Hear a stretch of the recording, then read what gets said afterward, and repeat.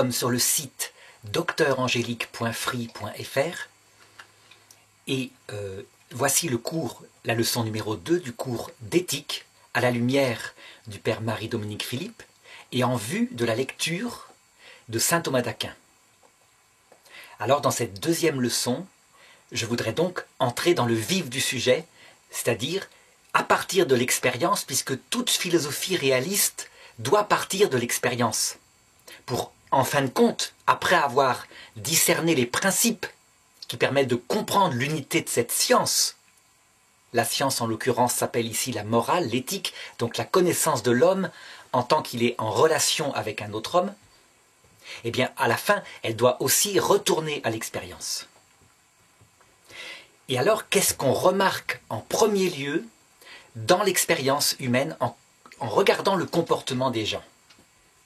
Eh bien, on s'aperçoit en fait que leur comportement, qui a une diversité, qui va dans tous les sens, donc ils se lèvent le matin, ils agissent, ils vont au travail, ils reviennent du travail, ils parlent à leurs amis, etc. Ce comportement qui semblerait ne pas avoir d'unité, en a une fondamentale, mais qui ne se découvre pas facilement. Il faut réfléchir à ce qu'ils font et on s'aperçoit qu'en fait, dans toutes leurs activités, sans exception, tout homme cherche le bonheur. Le bonheur, ça veut dire le bien-être total. Alors, chacun n'est pas en train de se dire à chaque instant « je cherche le bonheur, je cherche le bonheur ». C'est pas ça. C'est que ce qui pousse les hommes à agir dans toute leur vie consciente, libre, choisie, c'est en fait cette recherche du bonheur.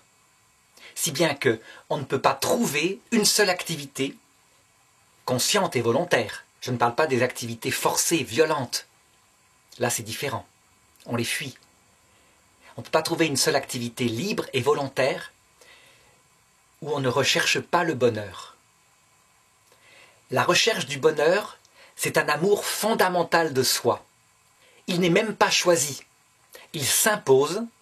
On dirait que, en fait, l'esprit humain, et pas seulement son esprit, la sensibilité humaine elle-même, et je dirais même la sensibilité animale, parce que c'est pareil pour les animaux, est programmée pour une chose qui n'est pas libre, à savoir la recherche du bonheur.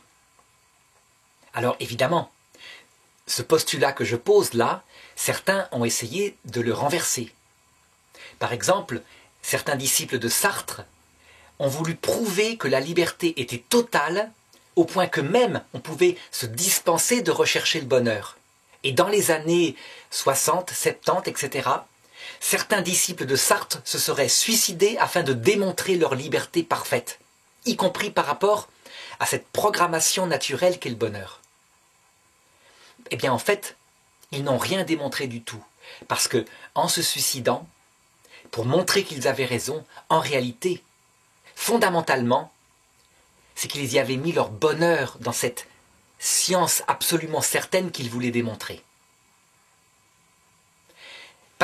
Blaise Pascal, le philosophe, disait même « L'homme qui se tue, il paraît se détruire et en réalité, il cherche le bonheur. » Pourquoi? Parce que la vie lui est devenue tellement pesante, dans le cas d'un désespéré, qu'il estime trouver dans le sommeil éternel le repos qui le délivrera de la souffrance. Ce qui veut donc dire que même dans le cas d'une action destructrice, eh bien l'homme cherche le bonheur, le programme, la programmation fondamentale de son être est en cause là-dedans. Donc dans le cas que soulève Blaise Pascal, il y a un mal fondamental, la vie n'est pas heureuse. Et en conséquence, on fuit ce mal. Et pourquoi on fuit ce mal? C'est parce que fondamentalement, évidemment, on cherche un bien qui le précède, à savoir être bien dans sa vie. Et s'il n'y a aucune voie, si la vie terrestre ne paraît de donner aucune voie, eh bien certains vont chercher ce bien dans la mort. Ils préfèrent ne plus penser parce qu'ils croient parfois qu'il n'y a plus de vie après la mort, plutôt que de vivre ce qui leur est devenu pénible. Je me rappelle que certains, voulant vraiment contredire cet axiome fondamental de la philosophie et de la psychologie humaine, essayaient partout de chercher des actes où véritablement l'homme ne cherchait pas le bonheur. Ce bonheur fondamental, programmé, comme je disais. Et alors, ils avaient trouvé quelques exemples, outre le suicide dont je viens de parler. Par exemple, le cutting, c'est-à-dire la scarification, cet acte que font certains adolescents et qui consiste à se couper, à se lacérer un peu les bras. Et donc il disait, manifestement, ce jeune se fait du mal. Il se détruit, il ne cherche pas le bonheur. Eh bien, en analysant profondément le cas en question de ces jeunes qui se scarifient, on s'aperçoit en fait qu'ils s'imposent effectivement une douleur physique parce qu'elle leur paraît capable de soulager une douleur plus profonde. En réalité, ils ont au fond d'eux-mêmes une douleur plus profonde qui peut être à plusieurs niveaux, mais qui est systématiquement intérieure. C'est-à-dire, elle n'est pas physique, elle est soit psychologique, soit spirituelle, soit mystique. Alors ça, c'est une notion, les 4 niveaux de la douleur, qu'il me faut développer maintenant, et je les reprendrai tout à l'heure en analysant les 4 degrés de la structure du bonheur dans l'être humain. Mais avant de voir ces 4 degrés, à l'occasion de ce contre-exemple, par rapport au bonheur, je voudrais donc développer ces 4 degrés de la souffrance et les hiérarchiser. C'est vrai que quand on constate les différentes douleurs qui peuvent arriver à un être humain, on s'aperçoit qu'on peut facilement les classer en se servant de la philosophie du vivant d'Aristote, qui distinguait dans l'être humain 3 degrés de vie. La vie physique, la vie sensible, commune avec les animaux, la vie spirituelle. Et saint Augustin avait rajouté un 4e degré, très mystérieux, qu'il appelait vie mystique, qui faisait partie de la vie spirituelle, mais qui cherchait quelque chose de plus profond, de sacré.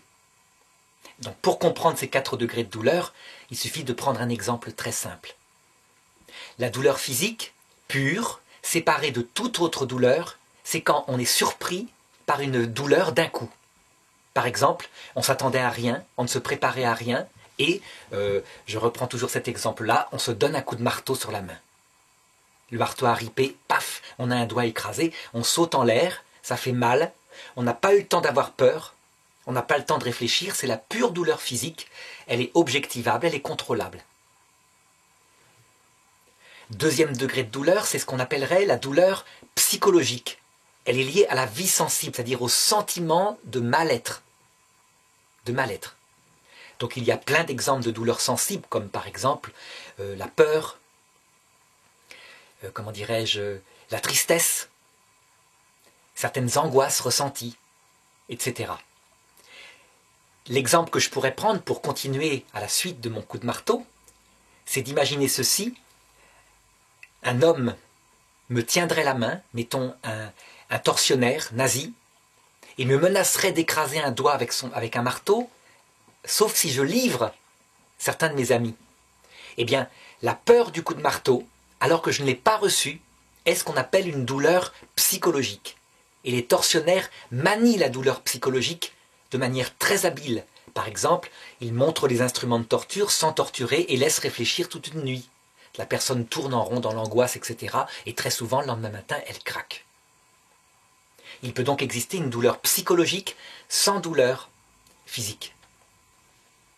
3e degré de la douleur morale, spirituelle, liée à l'intelligence, donc à l'esprit, et à la volonté, c'est-à-dire à la capacité d'aimer.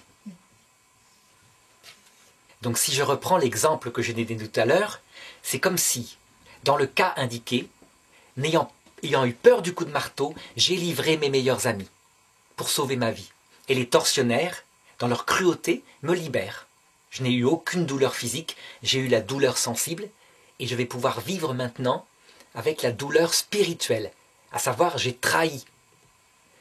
Ça fait mal parce qu'on comprend qu'on a détruit un bien essentiel, à savoir la confiance que notre ami avait en nous. Et si l'ami est arrêté, s'il est torturé, s'il est tué, on va le porter toute la vie. Entre ces 3 degrés de douleur, on comprend bien que pour l'homme spirituel, la plus difficile, c'est la douleur spirituelle. Et puis il y a un 4e degré de douleur, mystique cette fois, qui est lié aussi à la vie de l'esprit, donc à l'intelligence et à la volonté, et à sa capacité de réfléchir au sens profond de la vie. Pour l'illustrer, je pourrais raconter l'histoire de ce tortionnaire nazi qui, dans les années 2000, s'est rendu en Israël. Il est allé voir un rabbin et il a voulu lui raconter tout ce qu'il avait fait pendant la Seconde Guerre mondiale contre le peuple juif. Il a demandé au rabbin de lui pardonner au nom de Dieu. Et le rabbin lui a dit « Mais je ne suis pas prêtre, je ne peux pas vous pardonner. Il faudra demander pardon à vos victimes. » Et donc il l'a laissé partir. Eh bien l'acte de cet homme qui cherchait, qui avait porté toute sa vie la douleur spirituelle de ce qu'il avait fait, s'étant rendu compte avec sa maturation, il l'avait transformé en une douleur mystique, à savoir le fait qu'il avait perdu sa vie éternelle. Il avait analysé ça, il s'était dit « je suis damné ». C'est une douleur mystique. Et cette douleur mystique, on le voit, elle peut exister alors que les 3 autres degrés vont bien. Par exemple, un adolescent, pour reprendre l'exemple avec le scarification, qui est aimé de ses parents, qui a une bonne santé, qui est en pleine forme, une fille qui est jolie physiquement, que ses parents aiment, qui a un petit copain éventuellement, et qui tout de même va pas bien parce que, étant d'une grande profondeur spirituelle, elle est angoissée, elle se demande à quoi sert la vie. On en voit parfois à l'adolescence, ça se passe rarement dans l'enfance. C'est vers l'âge de 13-14 ans qu'on constate l'arrivée de ces angoisses dans les jeunes adolescents. Ces angoisses qui ont une cause mystérieuse et qui peut provoquer, chez certaines d'entre elles, la fameuse scarification, c'est-à-dire qu'elles se coupent. Je n'ai pas dit que toute la scarification venait de la douleur mystique, mais je veux montrer qu'à chaque fois, quand on analyse les cas de ces adolescents qui se font du mal comme ça, on s'aperçoit qu'il y a soit une douleur psychologique, exemple, elles sont mal dans leur peau, elles portent des angoisses, elles se trouvent laides physiquement. Ou alors elles s'estiment indignes de ses parents. C'est des problèmes d'adolescence sensibles. Soit c'est une douleur morale, exemple, elle a été trahie par son petit copain. Et là on en voit tomber dans ce cutting, parce qu'elles ont été trahies, elles se le reprochent, ça va dans tous les sens, psychologiquement ça ne va pas. Et certaines d'entre elles qui n'ont rien de tout ça, c'est à cause d'une finesse spirituelle et de l'absence de réponse au sens de la vie. Et bien dans tous les cas que j'ai indiqués, la jeune fille en fait cherche le bonheur. Ça veut dire qu'elle se frappe physiquement en se coupant et en se faisant du mal, parce que ça la soulage, ça la détache un petit moment d'une douleur pire, qui est d'ordre intérieur. Même chose pour un garçon qui tape sur son mur ou sur son espèce de ballon, etc., parce qu'il a eu un échec et qui se tape jusqu'à se faire mal à la main, jusqu'à se faire saigner les mains. Il évacue cette violence. En fait, il cherche le bonheur. Alors d'autres contre-exemples m'avaient été donnés, comme par exemple le sadisme ou le masochisme. On pourrait dire que le masochiste, celui qui aime se faire torturer, cherche le malheur pour le malheur. Et donc, en réalité, il fait mentir le principe que j'ai indiqué. Eh bien, en réalité, ce n'est pas vrai. Les grandes pathologies de masochisme qui sont chez les adultes sont souvent sexuelles, et en fait, ils touchent des personnes qui sont allées si loin dans la luxure, c'est-à-dire la recherche du sexe pour le sexe, et obsessionnellement restent dedans, qu'à un moment donné, un mécanisme se met en place en eux qui fait que on a l'impression qu'ils n'arrivent plus à retrouver le plaisir du départ, sauf s'ils font souffrir, ou s'ils miment une façon de faire souffrir, ou sauf si on les fait souffrir, ou s'ils ont l'impression qu'on les fait souffrir, et c'est mimé. C'est comme si, détourné de sa finalité, qui est l'amour, et qui est le don de la vie, finalité naturelle à la sexualité, on ne peut pas le nier. On le voit dans l'acte même, l'acte sexuel même, évidemment, est ordonné à la génération. Et puis si l'acte sexuel humain est face à face, naturellement, organiquement, il est fait pour ça, c'est qu'il est ordonné au dialogue. Les animaux, eux, organiquement, sont faits pour l'avoir plutôt ventre contre dos, en tout cas la plupart d'entre eux. Eh bien, c'est comme si, quand on détourne l'acte sexuel de sa finalité naturelle, une vengeance immanente se produit qui fait que la vie se transforme en mort, recherche de mort, donc sadisme, mime de meurtre, etc. Et il se transforme aussi en haine ou mime de haine, comme si le fait de dominer l'autre, de l'écraser, sadisme ou d'être dominé, procurait de nouveau du plaisir. Donc c'est bien là encore une recherche du bonheur, complètement déviante, évidemment, ainsi que la précédente, malade finalement, mais une recherche du bonheur. Ça veut dire que l'instinct fondamental de l'être humain, programmé, on ne peut, semble-t-il, jamais le contrarier. Il est inscrit dans la nature humaine même, dans la nature de la vie de l'esprit. Un dernier exemple avait été donné, à savoir celui de l'anorexie mentale. Cette maladie étrange des adolescentes principalement, à l'époque actuelle, contemporaine, qui sont capables, à un moment donné, de se faire maigrir tellement, ou de refuser de manger, de se faire vomir parfois quand elles ont mangé, qu'elles en arrivent à en mourir d'inanition. Elles accumulent des lacunes physiques et elles finissent par en mourir. C'est une maladie mortelle. Alors évidemment, cette maladie très compliquée à analyser, certains ont essayé de chercher et se sont dit, il y a une cause simple, elles veulent imiter les mannequins qui sont belles et qui sont squelettiques. Et donc pour les imiter, elles prennent le même physique. Donc c'est sûr, la mode actuelle joue un rôle. Seulement l'anorexie, elle n'est pas seulement de notre époque. On voit au XIXe siècle des femmes anorexiques, extrêmement maigres. En réalité, si jamais la cause de ce mal-être était simplement une question de mode et de beauté physique extérieure, à partir du moment où elles ont atteint un poids qu'elles estiment correct, elles devraient tout naturellement s'arrêter de se faire vomir. Or, elles ne s'arrêtent pas alors même que leur corps est squelettique, véritablement avec la peau qui est grise, les articulations qui apparaissent, les genoux énormes, les cuisses absentes, etc. C'est donc qu'il y a une cause plus profonde. Et très souvent, quand on analyse les choses, on s'aperçoit que ce sont principalement des jeunes filles qui, étant toutes petites, étaient parfaites, extrêmement perfectionnistes, dans des milieux souvent très très bons, avec une éducation souvent très tendre, pas beaucoup d'autorité, mais beaucoup d'amour, et ça ne pose pas de problème parce que la jeune fille étant très travailleuse, elle ne pose aucun problème. Elle va bien, semble-t-il, dans l'enfance.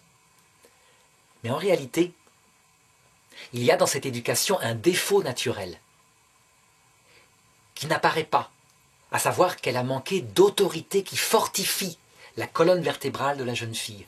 Parce que c'est une jeune fille normale, c'est un être humain. Et comme tout être humain, il a besoin naturellement de deux amours. La tendresse, c'est évident, mais ça, tout le monde en donne dans les milieux bien civilisés.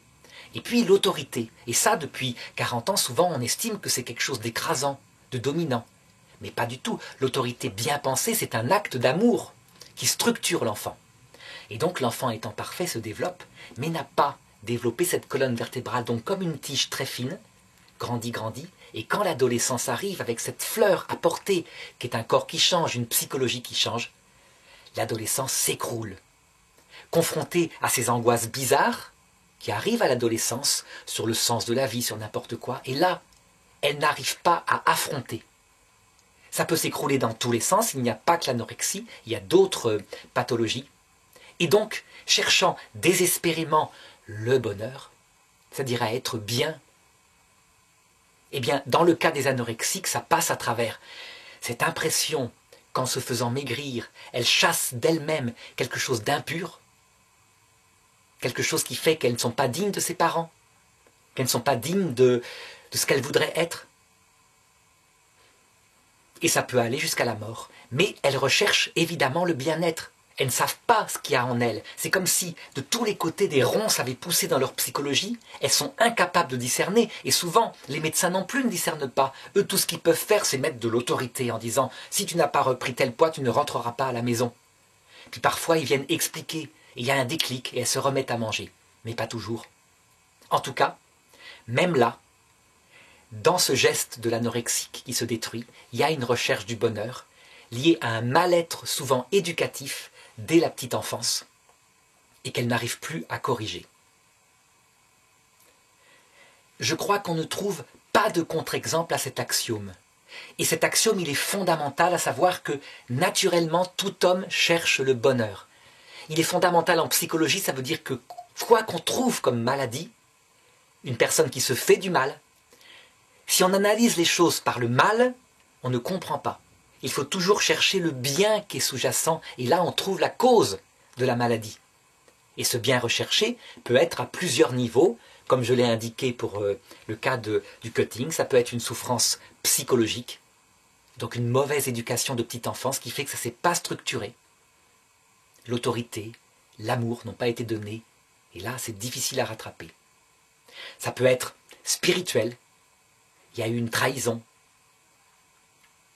plusieurs trahisons de petits amis. Et ça peut être mystique, à savoir la personne pense à ce qu'elle fait sur Terre, elle n'a pas de sens à sa vie. Et c'est plus fréquent qu'on le pense. Mais personne n'y pense, parce que ce 4e degré, actuellement, il est comme banni de la société, comme s'il ne se posait pas, alors qu'il fait partie de l'inconscient spirituel profond, tel que l'avait décrit quelqu'un comme Carl Gustav Jung ou Saint-Augustin. Alors, après avoir ainsi manifesté que tout homme sans exception cherche le bonheur, il reste à savoir où se trouve le bonheur. Le bonheur, comment est-ce que je pourrais le définir? En ce qui est sur Terre, l'expérience montre que c'est un état de bien-être modéré. Il ne faut pas confondre le bonheur et la béatitude. Je dirais que c'est une première notion qu'il faut se mettre dans la tête en observant, comme un vieillard, on pourrait dire, l'expérience de ceux qui vivent. La béatitude, c'est un état de plénitude complète au point qu'on n'a plus de désir. Tout va bien à tous les niveaux de vie. Le bonheur, c'est un état de bien-être modéré, où tout ne va pas forcément bien partout, mais on s'en contente. L'état de béatitude, on le trouve parfois au tout début d'un amour. Quand un amour entre un homme et une femme arrive, il y a des moments de béatitude. On se regarde dans les yeux. On n'a plus besoin de personne. On croit qu'on va pouvoir vivre comme ça en se regardant perpétuellement. Et là, c'est une illusion. Parce que cet état de bonheur qui prend aussi la sensibilité a la propriété de ne pas durer, au moins au niveau passionnel. Parce que la passion, elle est dans le cerveau, parce qu'elle provoque des effets physiques qui se calment comme la drogue. C'est-à-dire que le corps s'habitue et donc la passion ne peut que baisser, devenir paisible. Et donc si on est trop attaché à la béatitude complète, y compris au niveau passionnel, on va la rechercher par des moyens divers. On ne va jamais la retrouver. Et donc on va rompre avec le pauvre fiancé qui n'y pleut plus rien. Et on va chercher ailleurs, etc. Alors que le bonheur, qui est stable, c'est un état où on se contente de choses qui ne sont peut-être pas ce qu'on désirerait ultimement, mais qui sont réalistes. Alors maintenant, tout le problème, c'est que, ayant défini cela, on peut se demander où se trouve le bonheur.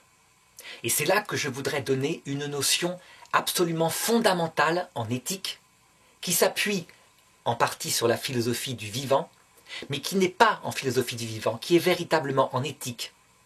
Parce que ce sont les 4 degrés du bien-être. Je dis bien 4 et non pas 3, même si c'est fondé, comme je disais tout à l'heure à propos des souffrances, sur les 3 degrés de vie.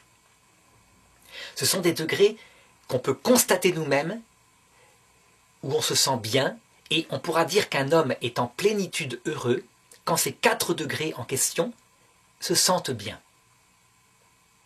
Et alors donc, le premier degré, qui est fondamental, mais qui n'est pas le plus important, mais il est fondamental.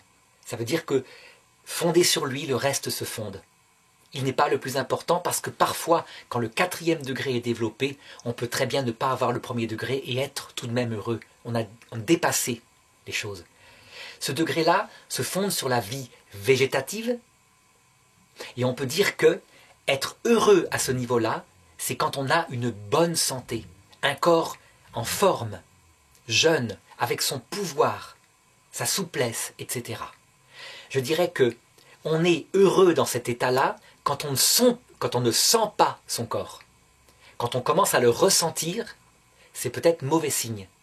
Quand tout va bien, les milliards de réactions chimiques qui sont dans le corps se produisent normalement et on ne les ressent pas. Le deuxième degré du bonheur est ce qu'on peut appeler un bonheur psychologique, sensible. Il se trouve dans la vie sensible qui est commune avec les animaux. Et le bien-être à ce niveau-là a été décrit par un certain psychologue suisse que le père Marie-Dominique Philippe aimait citer et qui s'appelle Piaget. Ce psychologue décrivait la psychologie comme quelque chose qui se construit dans le temps. Et donc il disait, pour qu'un homme soit heureux et équilibré à ce degré de vie, il faut qu'il éprouve trois sentiments de bien-être. L'un par rapport à son passé, l'autre par rapport à son présent, et enfin le dernier par rapport à son futur.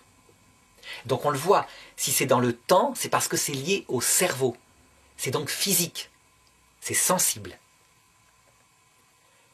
Par rapport à son passé d'abord, si un enfant a été élevé comme il faut, et si un animal, parce que l'animal aussi a une psychologie, a été élevé comme il faut, c'est-à-dire pour ce qui est naturel à l'être humain, a reçu sa part d'amour, sa part d'autorité, les deux amours complémentaires. A reçu aussi, quand il a grandi, l'enseignement, les explications qu'il lui fallait. Eh bien cet enfant-là, par rapport à son passé, il est ce qu'on va appeler valorisé. Ça veut dire qu'en fait, quand il ramenait de l'école un collier de spaghettis, enfin de nouilles plutôt on va dire, à sa maman, elle ne le méprisait pas, mais elle admirait les choses comme étant le plus beau cadeau du monde et même elle le portait. Ça c'est important, ça montre qu'il a reçu sa part d'amour. Si au contraire, toute sa jeunesse, il était méprisé dans l'amour. J'ai connu quelqu'un comme ça, à qui sa mère disait « on t'a pas voulu, t'es moche, t'es grosse, oh, on voulait avorter, qu'est-ce qu'on aurait dû avorter ?» Eh bien, cet enfant-là, ayant manqué d'une part fondamentale de l'amour, c'est une violence terrible, condamnée par la loi d'ailleurs, ce qu'elle subit là, va développer par rapport à son passé l'inverse de la valorisation et que Piaget appelait une forme de culpabilité. Ça veut dire qu'en fait, c'est bizarre, mais elle s'accuse alors qu'elle est victime. Elle se rend coupable alors qu'on l'a écrasée. Pour ce qui concerne le manque d'amour, on le comprend très bien. Eh bien, c'est aussi valable quand un enfant n'a pas reçu la part d'autorité qu'il fallait dès la naissance, adaptée évidemment. Ça veut dire ne pas tout de suite lui faire ses quatre volontés, ne pas aller le chercher dès qu'il pleure juste pour être dans les bras. Tout en donnant beaucoup d'amour, mais on pose les bornes. C'est la même chose qu'on voit d'ailleurs chez la maman chien qui est un modèle de maman et qui, quand c'est pas l'heure de téter, c'est pas l'heure de téter. Et quand c'est l'heure d'être sevré, eh bien le petit a beau chercher, elle s'en va ou alors elle gronde. Il y a l'autorité. Un petit chien enlevé trop tôt à cette maman qui met l'autorité et l'amour est à jamais déséquilibré, disent les éleveurs de chiens. Eh bien c'est pareil pour un petit enfant. Donc un petit enfant qui n'aurait que l'amour, que de la tendresse, on lui cède tout le temps, on fait ses volontés. Même s'il est très sage, il peut être parfois capricieux, c'est horrible, là on voit les choses, mais même s'il est très sage, c'est une catastrophe. Parce que, en fait, n'ayant pas reçu ce qui lui est naturel dans l'enfance, il développe cette part de culpabilité par rapport à son passé. Culpabilité bizarre, puisque comme je disais tout à l'heure pour les jeunes filles anorexiques, elle a été aimée. Elle n'a pas manqué d'amour. Mais culpabilité réelle, parce qu'en fait elle s'accuse de choses qu'elle ne comprend pas, tout simplement parce qu'il lui a manqué quelque chose de fondamental qui aurait structuré sa psychologie. Par rapport au présent maintenant, le psychologue Piaget disait qu'en conséquence de ce sentiment lié au passé, on pouvait définir deux états. Un état de bien-être psychologique qu'il appelait sous le terme de autonomie. Ça veut dire qu'un jeune, un adulte qui est bien dans sa peau par rapport à son présent a une certaine autonomie. Prenons l'exemple d'un jeune homme et d'une jeune fille qui tombent amoureux l'un de l'autre. Si l'un est assez autonome, donc équilibré, et que l'autre est déséquilibrée, c'est-à-dire qu'elle est perpétuellement appuyée sur lui. Elle n'a aucune autonomie et perpétuellement elle lui demande « tu m'aimes, t'es sûr que tu m'aimes ?» Et ça l'angoisse. Elle croit qu'il ne va plus l'aimer et elle s'appuie sur lui. Eh bien ce déséquilibre psychologique qui vient évidemment d'un manque de valorisation, donc d'une culpabilité, elle est mal dans son passé, va finir par détruire son couple. Le pauvre conjoint qui lui est un homme fait ne peut pas porter longtemps cet excès, comment dirais-je, Piaget appelait ça d'aliénation, aliénation dans le sens de lien. Elle n'est pas sécurisée, elle s'aliène, elle a besoin toujours de preuves d'amour. Pour former un couple solide, il faut être en partie debout. Je n'ai pas dit totalement debout. Si on est totalement debout et indépendant, on n'a pas l'impression d'aimer. Mais on peut s'appuyer l'un sur l'autre, avoir une part d'aliénation, mais pas excessive. Un peu, parce que ça fait plaisir de toute façon à une femme que son mari vienne s'appuyer sur elle de temps en temps. Lui est fier en général, il ne le fera pas. Mais elle a besoin de le faire parfois et de sentir qu'elle est épaulée par sa force. Donc il y a une petite part d'aliénation qui est juste, qu'on a peut-être tous en nous, qui est équilibrante, mais l'excès d'aliénation est un sentiment négatif au plan de la vie sensible. On n'est pas heureux dans ce cas-là. Par rapport au futur, eh bien c'est la conséquence de tout cela. Quelqu'un qui dans son passé n'est pas valorisé, quelqu'un qui dans son présent est aliéné, par rapport à son futur, il est angoissé. Au contraire, quelqu'un qui est bien dans sa peau, qui a reçu la part de valorisation qu'il fallait, qui est autonome dans son présent, ayant reçu cette force qui lui donne une psychologie équilibrée, il est sécurisé, dira Piaget. C'est le terme sécurisé par rapport à son futur. Et donc là, quand les 3 sentiments du moi sont suffisamment développés, on dit que, au plan psychologique, une personne est heureuse. Elle est valorisée, elle est autonome, elle est sécurisée, passé, présent, futur. Ce sont donc des sentiments.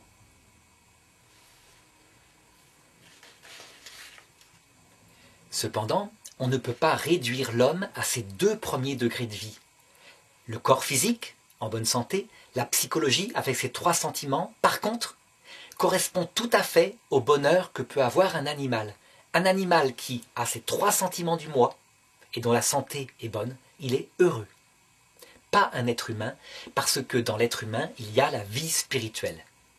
C'est-à-dire ces 2 facultés particulières qui lui permettent de dépasser le côté sensible et sentimental pour atteindre le degré du bien moral auquel il réfléchit. Et donc, il y a, au niveau spirituel, c'est-à-dire au niveau de l'intelligence et de la capacité d'aimer, un 3e degré de bonheur, qu'on peut appeler le bonheur spirituel. Je parle spirituel au sens philosophique, je ne suis pas du tout au sens religieux. Je ne parle pas de vie spirituelle dans le sens de prière. Je parle de spiritualité au sens qu'on a trouvé le bien qui finalise l'intelligence et la volonté. Une personne qui est bien à ce niveau-là, eh bien son intelligence trouve son objet, qui est la vérité, et sa volonté trouve son objet qui est le bien. Reste à définir, et ça je le ferai après, ce que c'est que ce bien qui peut rendre heureux la volonté et l'intelligence. Quel est ce vrai qui peut la combler? Enfin, 4e degré du bien-être qu'il ne faut pas oublier, c'est le bien-être mystique, lié à la sagesse. Je veux dire par là que tout homme, à peu près, sauf peut-être quelques-uns qui arrivent à s'étourdir tout au long de leur vie dans des activités sensibles, sans penser, qui dès qu'ils arrivent chez eux, mettent la musique pour ne surtout pas avoir ces pensées profondes qui montent. Certains, sont très rares, arrivent à s'équilibrer. Mais la plupart des hommes, quand ils sont seuls, se mettent à tourner dans leur tête en se demandant le sens profond de tout cela. Et cela, dès le début de l'humanité. Ce sont les 3 questions profondes de l'être humain qui définissent la sagesse, à savoir d'où est-ce que je viens, qui suis-je profondément, où est-ce que je vais vraiment après la mort, est-ce que je survis? Eh bien, par rapport à cela, quand un homme est sans réponse du tout, quand ce degré de vie est complètement coupé de toute finalité, par exemple on n'en a jamais parlé, on n'aborde pas ces sujets-là, ou alors on se dit cette question est stupide, eh bien ça revient profondément et ça provoque quelque chose de particulier qu'on appelle une angoisse. L'angoisse, c'est quelque chose de très curieux. C'est une peur qui n'a pas d'objet. Ça veut dire qu'on ne voit pas de quoi on a peur, pourquoi on est mal. La peur, on voit très bien. J'ai peur d'un gros chien qui peut m'attaquer. Très bien. Il y a un objet, c'est défini, on sait très bien ce qu'on fuit. L'angoisse, c'est une boule, quelque part dans l'estomac, donc qui a des répercussions sur la vie sensible. Mais on ne trouve pas ce qui ne va pas. Quelquefois, elle apparaît alors que tout va bien. La santé est bonne. La vie sensible est équilibrée, on a reçu une très bonne éducation, donc le sentiment de valorisation, d'autonomie, de sécurité paraissent bien. Quelquefois, la vie spirituelle est équilibrée, on est cultivé, on cherche la vérité, on a une vie de famille équilibrée, on a des amis, et pourtant ça ne va pas. Cette angoisse est là, eh bien c'est ce que saint Augustin appelait la vie mystique. Et donc, il faudra chercher quel est le bien qui peut combler ce degré de vie mystique. En tout cas, et pour résumer ce que je suis en train de dire, finalement, on peut dire qu'un être humain est heureux quand les 4 degrés de vie qui le composent au niveau pratique sont raisonnablement comblés. Alors, avant de chercher ce qui peut combler ces 4 degrés de vie, je voudrais montrer que leur degré d'importance va de 1 à 4. Je veux dire par là que quand on n'a pas le degré 4, à savoir le degré de la vie mystique, quelquefois, on a beau avoir les 3 autres degrés, ça ne va pas. Le degré 3, c'est-à-dire la vie spirituelle qui se finalise dans la vie de famille, par exemple, dans l'amitié, dans la recherche philosophique, si on l'a et qu'on n'a pas la santé, eh bien, il arrive qu'on soit heureux. On raconte pour ça le cas d'un philosophe grec qui était enfermé en prison depuis des années. Et son gardien venait se moquer de lui en disant « Tu vois, t'es même pas libre, t'es pas heureux avec ta philosophie, etc. » Et il lui répondait « Mais je suis plus libre que toi. Je suis libre, moi. » Parce que cet homme, finalisé par un bien spirituel, avait dépassé absolument l'aspect de sa santé, il n'avait rien à manger ou presque, l'aspect de son bien-être sensible, il n'était pas libre, il était enfermé à longueur de journée. Maintenant, il ne faut pas se leurrer. En fonction des personnes, ces 4 degrés de vie ne sont pas séparables. Des gens, des jeunes en particulier, qui sont très dans leur santé, dans leur corps, et qui ne l'ont pas, ne vont pas bien aux autres niveaux de vie. Je me rappelle le cas d'un jeune très sportif qui avait une petite copine et qui, un jour, en faisant du scooter sans casque, n'avait pas vu que la barrière d'un canal, la barrière qui empêchait de passer, était baissée. Il l'a pris en pleine tête, ça lui a brisé la moelle épinière à peu près ici, au-dessous du cou, et il a survécu. Sa copine venait le voir à l'hôpital et lui disait « Je veux être fidèle, etc. » Il n'avait que 17 ans, c'était quelque chose de dramatique. Et lui disait « Pars, va-t'en, je t'aime plus ». Et il voulait complètement se suicider parce qu'il n'avait plus de corps valide. Le fait de ne plus avoir de corps valide, de ne plus être capable de rendre heureux plus tard sa copine, le fait de ne plus pouvoir faire du sport qui était sa finalité, faisait qu'il avait perdu tous les autres degrés du bonheur. Et tout le travail des psychologues qui essayaient de l'empêcher de se suicider s'il le pourrait un jour, bien qu'il soit paralysé sur son lit, consistait à lui trouver une nouvelle finalité de substitution aux activités de son corps. Donc de lui faire découvrir la vie spirituelle en fait. Et c'est extrêmement dur pour un jeune comme ça qui n'avait pas eu beaucoup de vie spirituelle. Donc il ne faut pas se faire d'illusions. La distinction que j'ai faite en 4 degrés de vie, elle se décline de toutes les façons possibles selon les êtres, selon leur histoire personnelle. Par contre, si j'en reviens au niveau général, je peux, en m'appuyant sur les 4 degrés de vie, chercher à savoir où se trouve le bien qui peut rendre heureux l'être humain. Et donc, on va passer en revue les différents biens qui peuvent combler ces différents degrés de l'affectivité pour voir s'ils sont capables de le rendre heureux. Alors, certains mettent leur bonheur dans le degré numéro 1, à savoir que pour eux, tout se résout, tout se réduit à la recherche d'un corps qui est en forme, qui est en bonne santé, qui est vivant, qui est libre et qui est stable. Donc ils font beaucoup de sport, ils font très attention à leur corps et ils croient qu'avec ce degré corporel, ils obtiendront tout le reste. Est-ce que cette finalité-là, ce bien qu'est la santé, peut combler l'être humain au point qu'il est heureux sur Terre? Eh bien je répondrai oui, un certain temps.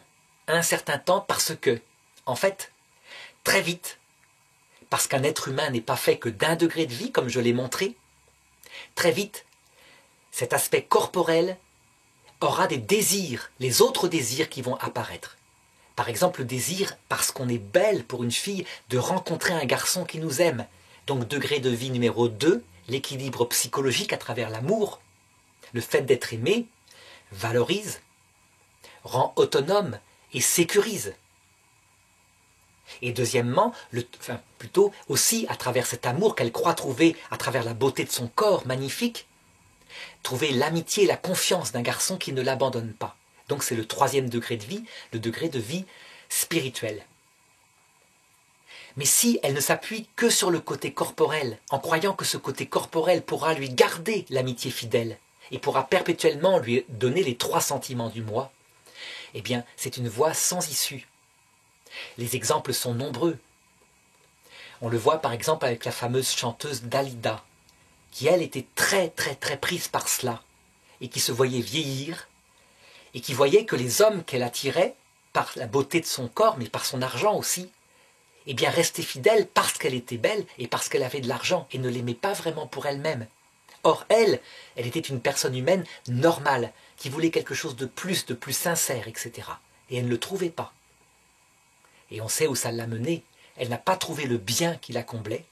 Et à un moment donné, quand son corps a été trop vieux, qu'elle a estimé qu'elle ne pouvait plus, dans des moments de désespoir, elle a fini par prendre des médicaments et à réussir son suicide. Elle n'a pas trouvé le bien qui la comblait. Donc je peux dire que la santé seule est un bien important, qui comble le degré numéro 1, mais qui ne peut pas donner le bonheur à lui tout seul, ne serait-ce que parce qu'on voit qu'un être humain n'est pas réduisible à ce 1er degré de son bonheur.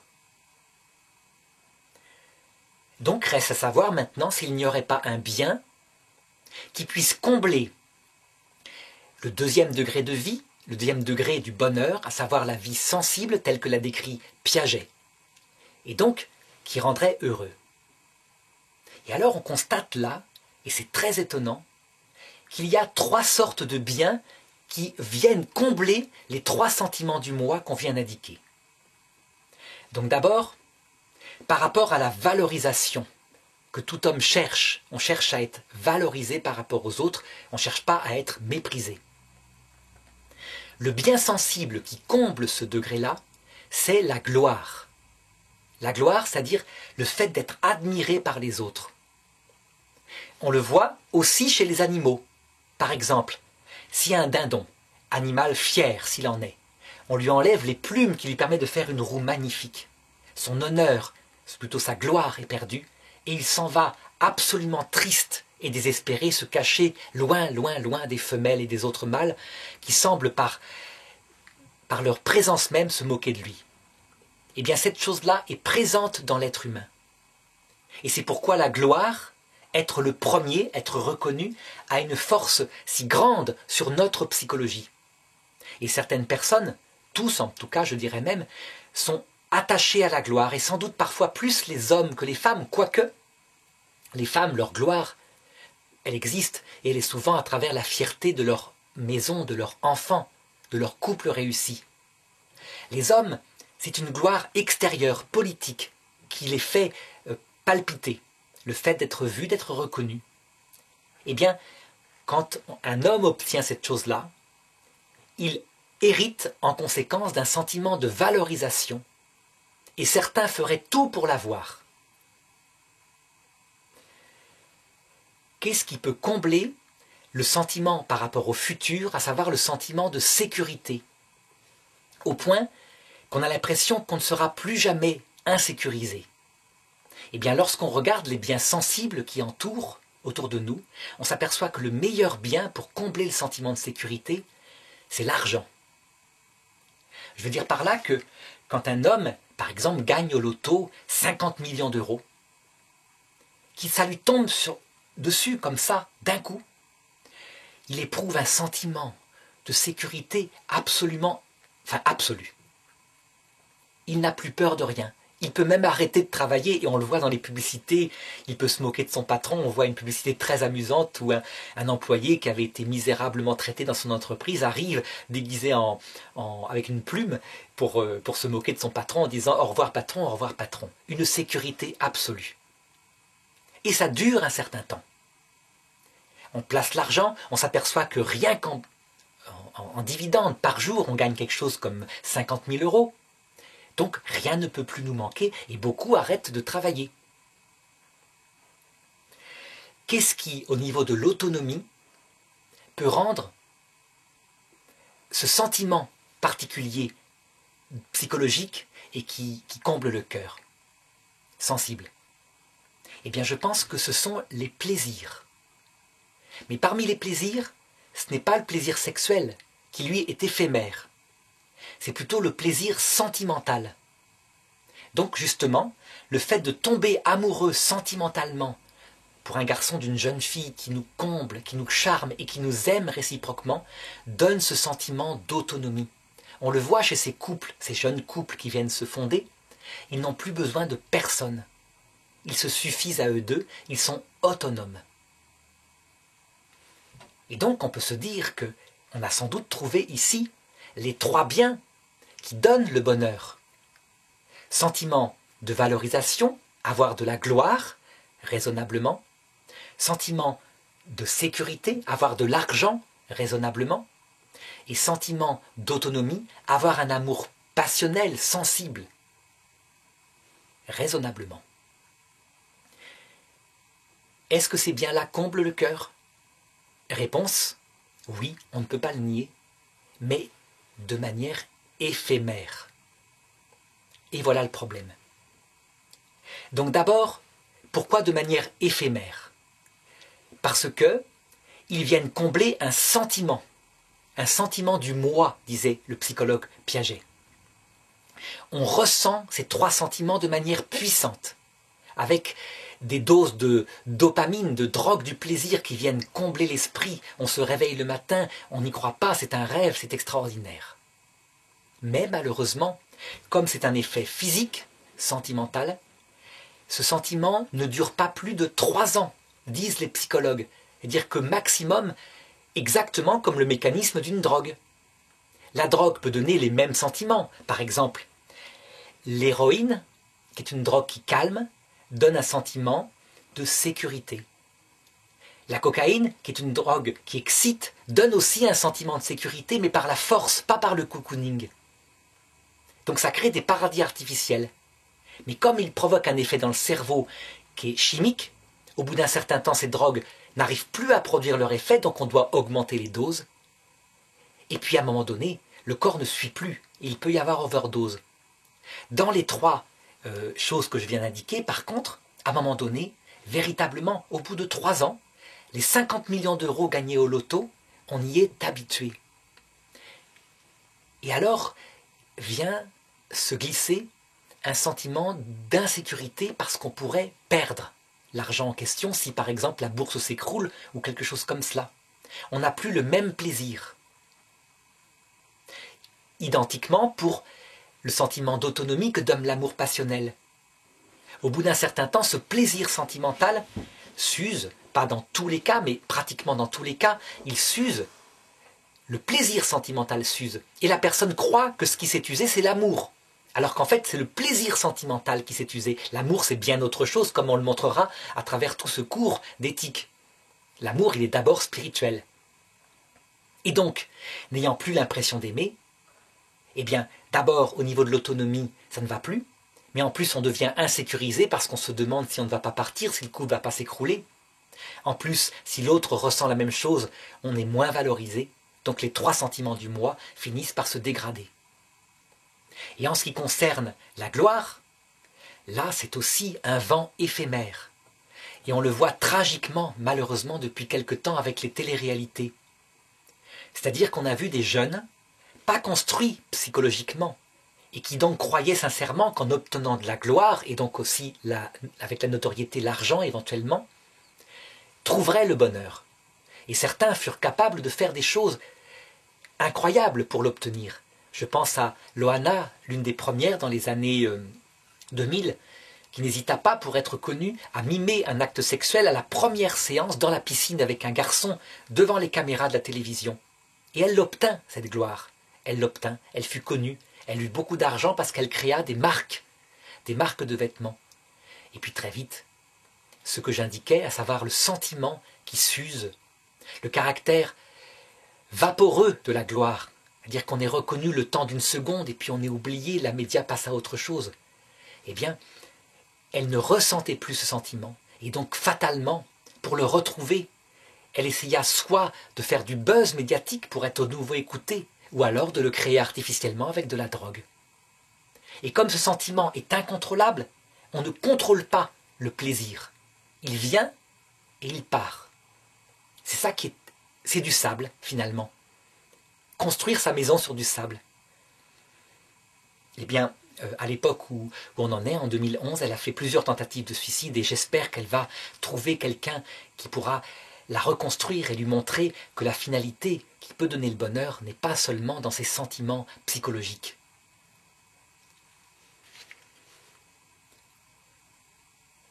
Pourquoi ces trois biens sensibles, argent, gloire, plaisir, ne donnent-ils pas le bonheur? Mais c'est aussi parce que l'être humain ne se réduit pas à cela. Si j'avais fait la même analyse pour voir ce que ressent un chien, animal sociable, je prends toujours l'exemple du chien, je pourrais prendre le cheval que je connais moins, parce que le chien est un animal très proche de l'homme, qui ne se contente pas de solitude, mais qui a besoin d'une vie sociale pour être heureux. Eh bien, quand un chien obtient sa santé, qu'il a la nourriture qu'il lui faut, le plaisir parce qu'il est dans une meute qui lui correspond, la meute peut être une famille humaine, il suffit que, adapté à sa nature, il soit à son juste niveau dans la meute, il est valorisé. Pour lui, être inférieur à la meute n'est pas dévalorisant, il suffit que ce soit clair. Il est autonome parce qu'il a à manger, et il est en sécurité parce qu'on ne va pas l'abandonner. Eh bien, ce chien peut rester éternellement heureux. Sa nature est comblée. Je dirais que si les chiens vivaient éternellement, jamais, jamais, ils se lasseraient de ce bonheur. Eh bien, l'être humain, ce n'est pas le cas. Pourquoi? Alors qu'il a une vie sensible pourtant, qui fonctionne de la même manière que la vie animale. Ben, c'est parce que sa vie sensible n'est que le deuxième degré de vie, justement. Et que, malheureusement, ou heureusement, l'homme a un troisième degré de vie qui ne se contente pas de ses biens matériels parce qu'ils ne sont pas adaptés au niveau supérieur, qui est la vie spirituelle. Et donc on le voit bien, il faut à l'homme un bien adapté à sa nature. Et puisqu'il a un troisième degré qui est spirituel, on devine que ce bien qui peut combler, qui peut lui donner le bonheur, est un bien d'ordre spirituel. Ça ne peut pas être qu'une réalité sensible comme l'argent, l'amour-passion, avec son plaisir, et, je dirais, la gloire. Reste à trouver quel est ce bien qui peut actuer la capacité spirituelle de l'homme pour le rendre heureux. On constate que certains sont des biens spirituels abstraits. Par exemple, des connaissances. Une connaissance, ça peut finaliser l'intelligence humaine. C'est vrai. Il y a des hommes qui trouvent véritablement leur joie, leur autonomie, leur sécurité dans la science. Et ça les épanouit profondément. Cependant, ils ne développent qu'une partie de leur vie spirituelle, parce qu'on ne peut pas réduire la vie spirituelle à la seule faculté de connaître. Lorsqu'on regarde la totalité de l'esprit humain, on s'aperçoit qu'il y a certes la connaissance, mais il y a avec une faculté d'aimer, d'aimer un bien qui nous dépasse, qui est plus grand que nous, et de s'y trouver finalisé. Et lorsqu'on regarde autour de soi toutes les réalités qui nous entourent, on ne trouve pas de bien spirituel qui nous dépasse, sauf un, la personne humaine. La personne humaine, je ne la prends pas ici, comme je l'ai dit tout à l'heure, par rapport à l'amour passionnel, uniquement comme une réalité sensible qui nous charme, qui attire nos regards sensibles, qui fait battre notre cœur sensible. Je la regarde comme une personne ayant elle-même une vie spirituelle, qui nous dépasse, des choix libres, une intelligence qui réfléchit, une capacité de dialogue, une capacité de communion avec nous.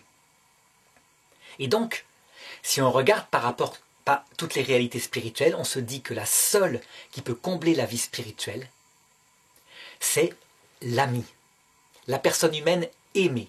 Et c'est pourquoi le père Marie-Dominique Philippe disait qu'il n'y a pas, en éthique humaine, de bien supérieur à l'ami, et donc à la relation d'amour, d'amitié, qui permet d'atteindre cette personne humaine comme un bien qu'on possède en un certain sens, puisque réciproquement, elle nous aime.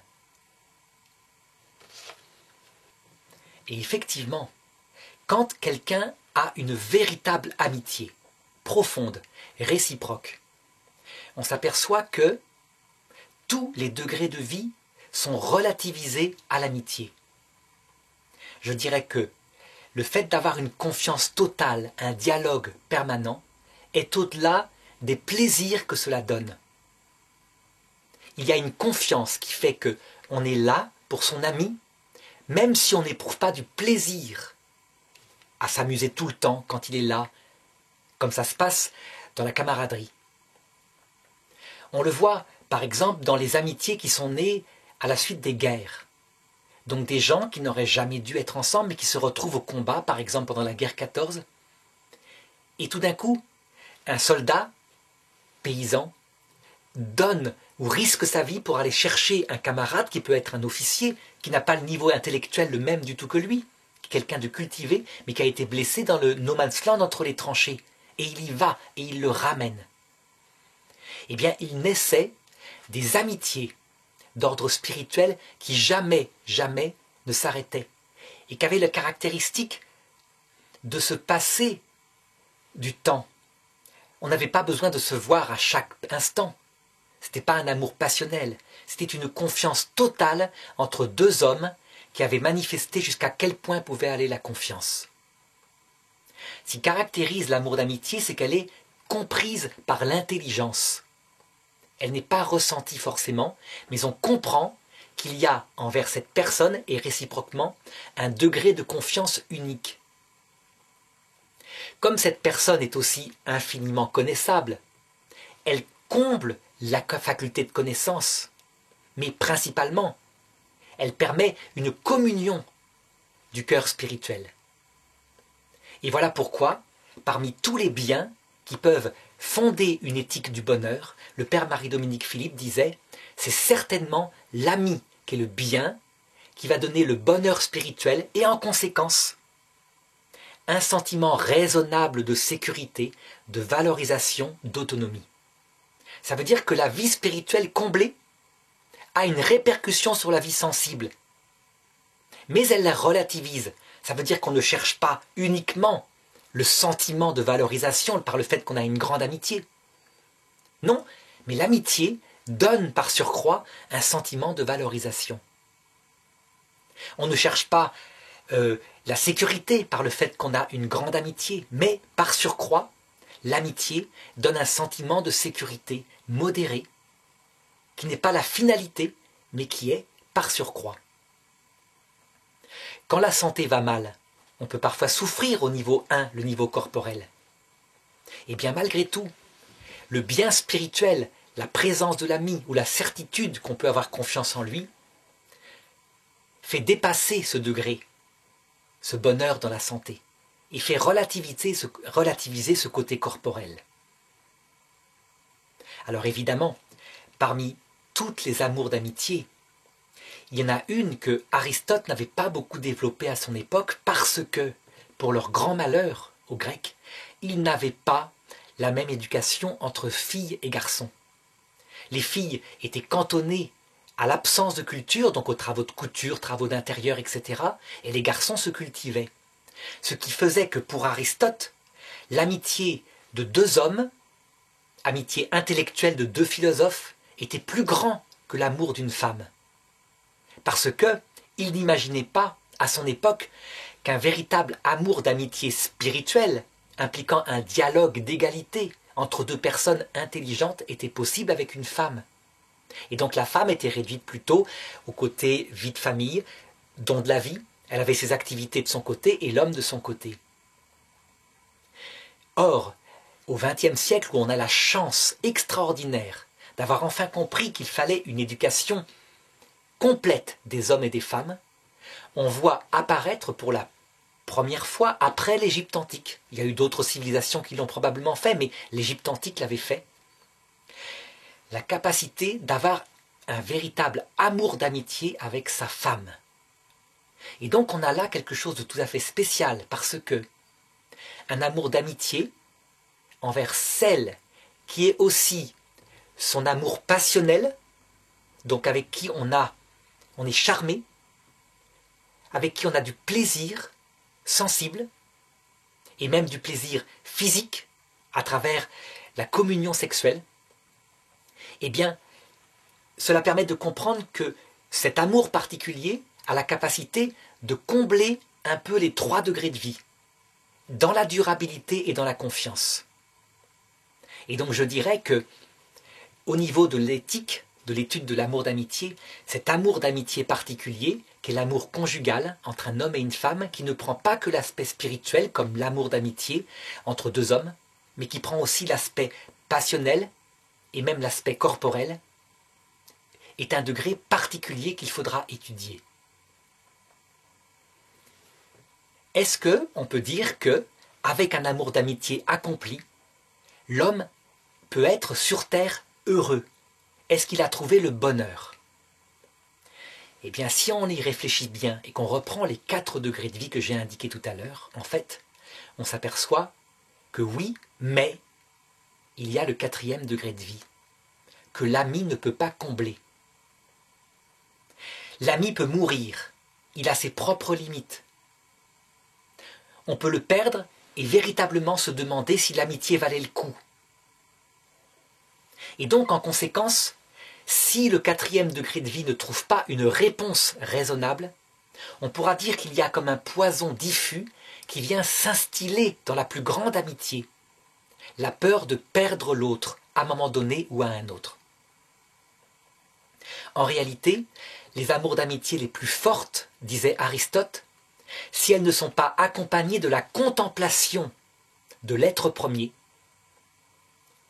sont elles-mêmes fragilisées. Et donc pour Aristote, ce qui pouvait donner le bonheur sur terre, c'était certes l'amour d'amitié, mais c'était aussi la connaissance de la sagesse, donc la contemplation du fait qu'il existe un être premier, et donc en conséquence que de l'autre côté de cette vie, tout continue et on peut se retrouver. Je dirais qu'à l'heure actuelle, on le voit, à notre époque où le côté mystique que je viens d'indiquer, cette question fondamentale du sens de la vie, est rejeté de la société comme étant secondaire, relatif, comme si on n'en avait pas besoin. Et où dans une société du spectacle permanent, on a l'impression que la gloire, les plaisirs, la richesse suffit. Eh bien, les gens, raisonnablement, se rendent compte qu'il leur faut une vie de famille complète et fidèle et stable pour être heureux. Ils s'en rendent compte de plus en plus dans la nouvelle génération. Mais ils retrouvent dans leur vie de famille complète, qu'ils souhaitent fidèle et durable pour la vie, ils retrouvent ce poison de l'angoisse qui ne les quitte pas et dont ils ne savent pas la cause. Eh bien, Aristote l'a trouvé, cette cause, et saint Augustin encore plus, à savoir que un homme ne peut pas se passer d'une réponse au sens profond de sa vie. Il ne s'agit pas d'être un dévot perpétuel en religion. Non, il s'agit d'avoir découvert l'explication de sa présence sur Terre et donc d'être persuadé par un raisonnement philosophique, puisque nous sommes ici en philosophie, que cette vie a un sens perpétuel. Aristote disait que l'homme était par nature un animal religieux. Eh bien, en boycottant cette nature, ce 4e degré de vie, on a l'explication d'une grande quantité des angoisses qui minent nos contemporains actuels et qui font que, alors que tout va bien parfois, ils vont voir des psychologues, ils cherchent perpétuellement cette angoisse diffuse qu'ils n'arrivent pas à résoudre. Et malheureusement, s'ils tombent sur des psychanalystes freudiens qui analysent tout par le 1er degré de vie, donc le côté libido, jamais ils ne trouvent la solution. Bon, l'écoute d'une oreille patiente peut peut-être être un tuteur. Par contre, s'ils tombent sur un psychanalyste jungien, qui lui a compris que l'inconscient spirituel n'était pas simplement aux 3 premiers degrés, mais qu'il y avait ce 4e degré fondamental, ultime, celui de la sagesse, eh bien, il arrive parfois que ces hommes se mettent à rechercher un sens spirituel à leur vie à travers une tradition religieuse ou à travers la philosophie, et qu'ils obtiennent un certain calme par rapport à ce 4e degré de vie. Donc, pour résumer, je dirais que tout homme cherche le bonheur et que, apparemment, le bonheur qui peut combler au mieux l'être humain sur Terre se trouve dans 2 biens, à savoir, premièrement, l'amour d'amitié et, deuxièmement, la contemplation de l'être premier. Eh bien, le père Marie-Dominique Philippe disait que ces 2 biens fondaient les 2 parties de la philosophie morale. Une première partie qu'il appelait la morale humaine, naturelle, donc la morale de l'amour d'amitié en particulier, et qu'il analysait dans ce qu'il appelait l'analyse de l'activité morale. Et puis deuxièmement, une morale religieuse, de type philosophique, pas du tout de type tradition religieuse. Parce que on pouvait, d'après lui, démontrer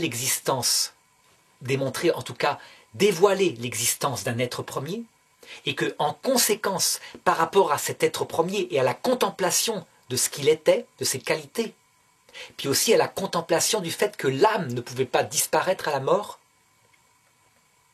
eh bien, un certain nombre d'activités religieuses apparaissaient, comme l'adoration, le fait de le reconnaître, cet être premier, comme son créateur, mais aussi l'espérance, le fait de savoir qu'il avait forcément un projet, que même si on ne le connaissait pas, ce projet impliquait une survie après la mort.